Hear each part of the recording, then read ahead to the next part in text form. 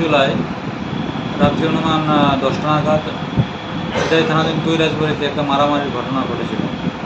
সেখানে দানিয়েল দেববর্মা এবং কাথার দেববর্মা দুজনকে খুব ব্রুটালি মারা হয়েছিল।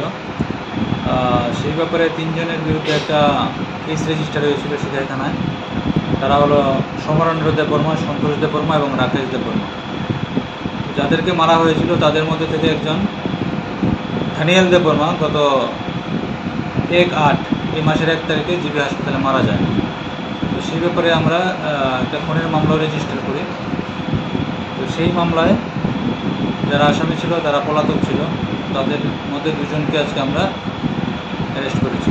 তাদের নাম সমরেন্দ্র দেববর্মা এবং সন্তোষ দেববর্মা। তারা কি মূল অভিযুক্ত? মূল অভিযুক্ত, এফআইআর নাম ছিল তাদের। আর কেউ কি যুক্ত আছে? আরেকজন আছে রাকেশ দেববর্মা, সে এখনও পলাতক। স্যার, 2 জনকে আপনারা কোথা থেকে গ্রেপ্তার করতে সফল হলেন?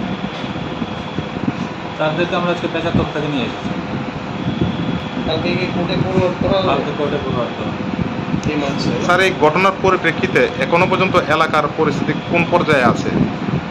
যাদের ভিকটিম ফ্যামিলি তাদের মধ্যে একটা তারা খুবই ইমোশনাল হয়ে আছে। এটা জন্য এতদিন হয়ে গেছে আসামিটা গ্রেপ্তার হয়নি। আজকে আমরা 2 জনকে অ্যারেস্ট করতে পেরেছি এবং এই মেসেজটা তাদের পরিবারকে আমরা দেবো।